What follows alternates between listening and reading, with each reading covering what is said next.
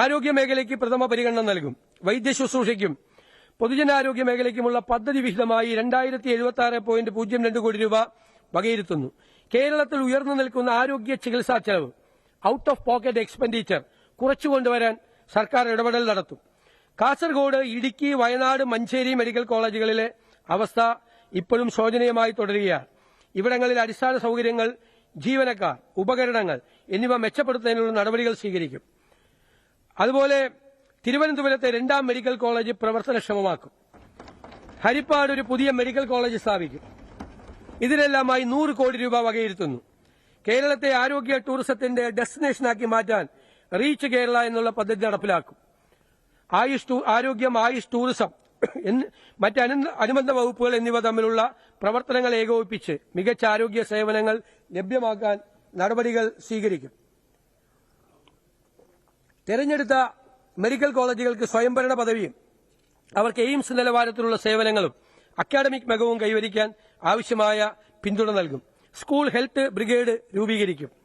അത്യാഹിത ട്രോമ ചികിത്സ ഏറ്റവും കുറഞ്ഞ സമയത്തിനുള്ളിൽ ലഭ്യമാക്കുന്നതിനായി ആരോഗ്യ സ്ഥാപനങ്ങളെ ഏകോപിപ്പിച്ചുകൊണ്ട് ഡിജിറ്റലൈസ് സംവിധാനം ലഭ്യമാക്കിക്കൊണ്ടും ഗോൾഡൻ അവർ പ്രോജക്ട് നടപ്പിലാക്കും.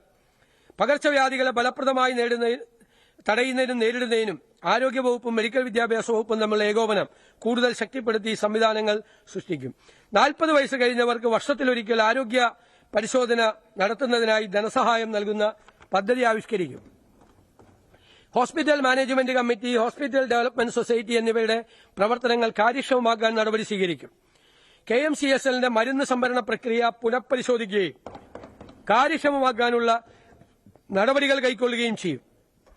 കാരുണ്യ ആരോഗ്യ സുരക്ഷാ പദ്ധതിയിലെ കുടിശ്ശിക ഘട്ടം ഘട്ടമായി തീർത്ത് പദ്ധതിയുടെ കാര്യക്ഷമത ഉറപ്പുവരുത്തും. ആദിവാസി മേഖലയിലെ ജനങ്ങളുടെ ആരോഗ്യ പരിപാലനത്തിനായി ട്രൈബൽ ഹെൽത്ത് ക്ലസ്റ്ററുകൾ ആരംഭിക്കും. തീരദേശ മേഖലയിലെ ജനങ്ങളുടെ ആരോഗ്യ പരിപാലനത്തിനായി കോസ്റ്റൽ കെയർ യൂണിറ്റുകൾ സ്ഥാപിച്ച് ചികിത്സ ഉറപ്പാക്കും. ക്യാൻസർ രോഗികളുടെ എണ്ണം ക്രമാതീതമായി വർദ്ധിച്ചുവരുന്ന സാഹചര്യത്തിൽ പ്രതിരോധ പ്രവർത്തനങ്ങൾക്ക് മുന്തിയ പരിഗണന നൽകുന്ന പദ്ധതികൾ നടപ്പിലാക്കും. രോഗനിർണയ ടെസ്റ്റുകൾക്കായി ലാബ് സൌകര്യങ്ങൾ കുറവുള്ള ഗ്രാമീണ മേഖലകളിൽ മൊബൈൽ ടെസ്റ്റിംഗ് ലാബ് സൌകര്യം ഏർപ്പെടുത്തും. ആദ്യഘട്ടം 2 കോടി രൂപ വീതം ചെലവിൽ 10 ലാബുകൾ സജ്ജീകരിക്കുന്നതാണ്. ഇതിനായി 20 കോടി രൂപ വകയിരുത്തുന്നു. സംസ്ഥാനത്ത് സ്പൈനൽ മസ്കുലർ എട്രോഫി അടക്കമുള്ള അപൂർവ രോഗങ്ങൾക്ക് മരുന്നുകൾ ലഭ്യമാക്കാൻ നടപടികൾ സ്വീകരിക്കും. ജലവിതരണവും മാലിന്യ നിർമ്മാർജ്ജനത്തിനുമായി 895.59 കോടി രൂപ മാറ്റിവെക്കുന്നു. പല പകർച്ചവ്യാധികൾ ഉണ്ടാകുന്നത് വെള്ളത്തിൽ നിന്നാണ്. കുടിവെള്ളത്തിന്റെ ഗുണനിലവാരം ഉറപ്പുവരുത്താൻ പുതിയ ലാബുകൾ ആരംഭിക്കും. ഇതിനായി കോളേജ് ലാബുകളും പ്രയോജനപ്പെടുത്തും. ഭവന നിർമ്മാണ മേഖലയ്ക്കായി 58.15 കോടി രൂപ വകയിരുത്തുന്നു. നഗരവികസനത്തിന് 997.88 കോടി രൂപ വകയിരുത്തുന്നു. വിവര വിനിമയവും പ്രചാരണവും മേഖലയ്ക്കായി 36.23 കോടി രൂപയും തൊഴിലും തൊഴിലാളി ക്ഷേമത്തിനും 650.46 കോടി രൂപയും വകയിരുത്തുന്നു. ഭരണപരമായ ചെലവുകൾ കുറച്ചുകൊണ്ടുവരുന്നതിനും പ്രവർത്തനക്ഷമത വർദ്ധിപ്പിക്കുന്നതിനുമായി സമാന സ്വഭാവമുള്ള ക്ഷേമനിധി ബോർഡുകൾ ലയിപ്പിക്കുന്നതിനുള്ള നടപടികൾ കൈക്കൊള്ളും. ഗിഗ് ഓൺലൈൻ പ്ലാറ്റ്ഫോം തൊഴിലാളികളുടെ ഉന്നമനത്തിനായി പ്രത്യേക പദ്ധതികൾക്ക് രൂപം നൽകും. IT അടക്കമുള്ള പ്രൊഫഷണൽ തൊഴിൽ മേഖലയിൽ ഓഫീസ് വെൽനസ് ഉറപ്പുവരുത്താൻ നടപടികൾ സ്വീകരിക്കും. പട്ടികജാതി പട്ടികവർഗ ക്ഷേമം ക്ഷേമത്തിനായി പട്ടികജാതി ഉപപദ്ധതിക്ക് ആകെ സംസ്ഥാന പദ്ധതി അടങ്കലിന്റെ 9.81% 2979 കോടി രൂപ വകയിരുത്തുന്നു. ഇതിൽ 1638.0 കോടി രൂപ പട്ടികജാതി വികസന വകുപ്പിനും ബാക്കി 1341.30 കോടി രൂപ പ്രാദേശിക സർക്കാരുകൾക്കുമായി വകയിരുത്തുന്നു. ഇതിനു പുറമെ പട്ടികജാതി ഉപപദ്ധതിക്കായി 527.68 കോടി രൂപ അധിക വിഹിതമായി വകയിരുത്തുന്നു. സംസ്ഥാന പദ്ധതി വിഹിതത്തിന്റെ 2.83% 850.48 കോടി രൂപ പട്ടികവർഗ ഉപപദ്ധതിക്കായി നീക്കിവച്ചിട്ടുണ്ട്. ഇതിൽ 657.93 കോടി രൂപ പട്ടികവർഗ വികസന വകുപ്പിനും ശേഷിക്കുന്ന 201.55 കോടി രൂപ പ്രാദേശിക സർക്കാരുകൾക്കുമായി വകയിരുത്തുന്നു. ഇതിനു പുറമെ പട്ടികവർഗ ഉപപദ്ധതിക്കായി 152.52 കോടി രൂപ അധിക വിഹിതമായി വകയിരുത്തുന്നു. പട്ടികജാതി പട്ടികവർഗ വിഭാഗങ്ങൾക്കായി പുതിയ ഭവന നിർമ്മാണ പദ്ധതി നടപ്പിലാക്കും. പട്ടികജാതി പട്ടികവർഗത്തിൽപ്പെട്ടവർക്ക് സർക്കാർ ജോലിയിൽ അർഹമായ പ്രാതിനിധ്യം ഉറപ്പാക്കാൻ സ്പെഷ്യൽ റിക്രൂട്ട്മെന്റ് നടത്തും. വിദ്യാർത്ഥികളുടെ ഗ്രാന്റ്സ് സമയബന്ധിതമായി നൽകാൻ നടപടികൾ സ്വീകരിക്കും. പിന്നോക്ക വിഭാഗങ്ങളുടെ വിദ്യാഭ്യാസം തൊഴിൽ, ഉപജീവനം എന്നിവയ്ക്ക് പിന്തുണ നൽകുന്നതിന് 164.16 കോടി രൂപ വകയിരുത്തുന്നു. ന്യൂനപക്ഷങ്ങളുടെ ക്ഷേമത്തിന് 77.91 കോടി രൂപ വകയിരുത്തുന്നു.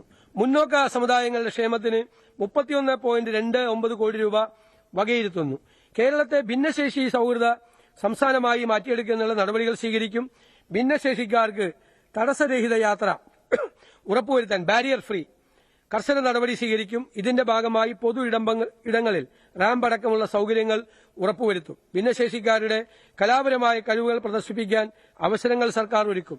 അംഗൻവാടികൾ വഴി പഠന വൈകല്യങ്ങളും ഭിന്നശേഷിയും നേരത്തെ തിരിച്ചറിയാനുള്ള സ്ക്രീനിംഗ് സംവിധാനങ്ങൾ കാര്യക്ഷമമാക്കും.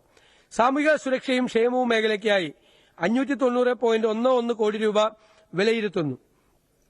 നിർദ്ധനരായ രോഗികൾക്ക് സഹായെത്തിക്കാൻ മുൻ UDF കാലഘട്ടത്തിൽ കാര്യക്ഷമമായി നടപ്പിലാക്കിയ കാരുണ്യ ബെനവലന്റ് ഫണ്ട് പദ്ധതി, ശ്രുതി തരംഗം, സ്നേഹപൂർവം, സ്നേഹസ്പർശം, താലോലം, ക്യാൻസർ സുരക്ഷ, സ്നേഹസാന്ത്വനം, പകൽ വീട്, വയോമിത്രം, ആശ്വാസകിരണം, സുഹൃതം അടക്കമുള്ള പദ്ധതികളുടെ നടത്തിപ്പ് കാര്യക്ഷമമാക്കും.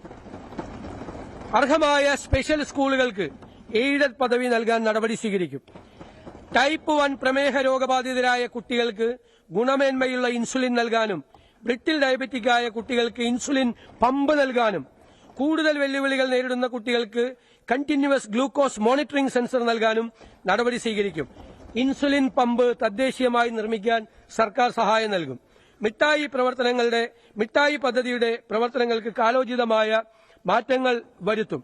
മിഠായി സാറ്റലൈറ്റ് സെന്ററുകളിൽ എൻഡോക്രൈൻ ഡോക്ടർമാരുടെ സേവനം ഉറപ്പുവരുത്തും. സർ, സംസ്ഥാനത്ത് സാമ്പത്തിക കുടുംബ ആരോഗ്യ കാരണങ്ങൾ മൂലമുള്ള മാനസിക ആരോഗ്യ പ്രശ്നങ്ങൾ വലിയ തോതിൽ വർദ്ധിച്ചു വരികയാണ്. ഇതിന് പരിഹാരമായി സോഷ്യൽ വർക്ക് പ്രൊഫഷണലുകളുടെ സഹായം ലഭ്യമാക്കും. പ്രവാസി ക്ഷേമനിധി ബോർഡിന്റെ പ്രവർത്തനം കാര്യക്ഷമമാക്കാൻ നടപടി സ്വീകരിക്കും. സർ, ദേവസ്വം വികസന പ്രവർത്തനങ്ങൾ. ശബരിമല, ഗുരുവായൂർ, കൊട്ടിയൂർ, തിരുവല്ലം എന്നീ ക്ഷേത്രങ്ങൾ പ്രമുഖ തീർത്ഥാടന കേന്ദ്രങ്ങളായി മാറിയിട്ടുണ്ട്. ഈ ക്ഷേത്രങ്ങൾ തിരുപ്പതി മോഡലിൽ വികസിപ്പിച്ച് ദേശീയ തീർത്ഥാടന കേന്ദ്രങ്ങളാക്കാൻ നടപടി സ്വീകരിക്കുന്നതാണ്. ക്ഷേത്രങ്ങളോട് ചേർന്നുള്ള കാവുകളും കുളങ്ങളും നവീകരിക്കുന്നതിനായി 5 കോടി രൂപ വകയിരുത്തുന്നു. തിരുവിതാംകൂർ ദേവസ്വം ബോർഡിന് പ്രതിവർഷം നൽകേണ്ട ആനുവിറ്റി വിഹിതം നൽകുന്നതിന് 5 കോടി രൂപ വകയിരുത്തുന്നു. മലബാർ ദേവസ്വം ബോർഡിന്റെ പ്രവർത്തനങ്ങൾ കാര്യക്ഷമമാക്കുന്നതിനും കൂടുതൽ അധികാരം നൽകുന്നതിനും മറ്റ് ദേവസ്വം ബോർഡുകൾക്ക് സമാനമാക്കുന്നതിനും നടപടി സ്വീകരിക്കും. ഇതര ദേവസ്വം ബോർഡുകളെ പോലെ അവർക്ക് വേണ്ടി ചട്ടങ്ങൾ നിർമ്മിക്കും. സർ, എക്സൈസ് വകുപ്പിന്റെ പ്രവർത്തനങ്ങൾക്കും പുതിയ പദ്ധതികൾ നടപ്പിലാക്കുന്നതിനുമായി 23.31 കോടി രൂപ വകയിരുത്തുന്നു. മയക്കുമരുന്നിന്റെ ഉത്ഭവ വിതരണ ശൃംഖല കണ്ടെത്തി സമൂലമായി ഇല്ലാതാക്കാൻ മറ്റു വകുപ്പുകളുമായി ചേർന്ന് സമഗ്രമായ പദ്ധതി രൂപീകരിക്കും. ലഹരി, മദ്യപാനം എന്നിവയുടെ ദൂഷ്യവശങ്ങളെക്കുറിച്ച് വ്യാപകമായ പ്രചരണം നടത്തും. എക്സൈസ് വകുപ്പിന് മാത്രമായി ഒരു കെമിക്കൽ എക്സാമിനേഷൻ ലാബറട്ടറി രൂപീകരിക്കും. സംസ്ഥാന നർക്കോട്ടിക് കൺട്രോൾ ബ്യൂറോയ്ക്ക് അടിസ്ഥാന സൌകര്യങ്ങൾ ഏർപ്പെടുത്തും. മയക്കുമരുന്ന് കള്ളക്കടത്ത് തടയുന്നതിന് CCTV ക്യാമറകളും എക്സ്റേ, ഗാമാ-റേ സ്കാനറുകളും സ്ഥാപിക്കും. പുതുതലമുറ ലഹരി വസ്തുക്കൾ ഉൾപ്പെടെ എല്ലാത്തരം ലഹരി വസ്തുക്കളും തിരിച്ചറിയാനാവുന്ന വിധത്തിലുള്ള ഡ്രഗ് ഡിറ്റക്ഷൻ കിറ്റുകൾ എല്ലാ എക്സൈസ് ഓഫീസുകളിലും ലഭ്യമാക്കും. സർ, മാവേലിക്കര റേഞ്ചിൽ നിന്നും ചെട്ടിക്കുള, ഭരണിക്കാവ് പഞ്ചായത്തുകളെയും കായംകുളം റേഞ്ചിൽ നിന്നും പത്തിയൂർ പഞ്ചായത്തും നൂറാട് റേഞ്ചിൽ നിന്നും വള്ളിക്കുന്നം പഞ്ചായത്തും ചേർത്തുകൊണ്ട് ഒരു പുതിയ മാതൃകാ റേഞ്ച് ഓഫീസ് സ്ഥാപിക്കും. ഭരണ നിർവഹണം. സംസ്ഥാന സെക്രട്ടേറിയറ്റിനെ രാജ്യത്തെ ഏറ്റവും മികച്ചതാക്കുന്നതിനുള്ള നടപടികൾ സ്വീകരിക്കും. കൂടുതൽ വാർത്തകൾക്ക് news 18 Keralam YouTube channel subscribe ചെയ്യുക.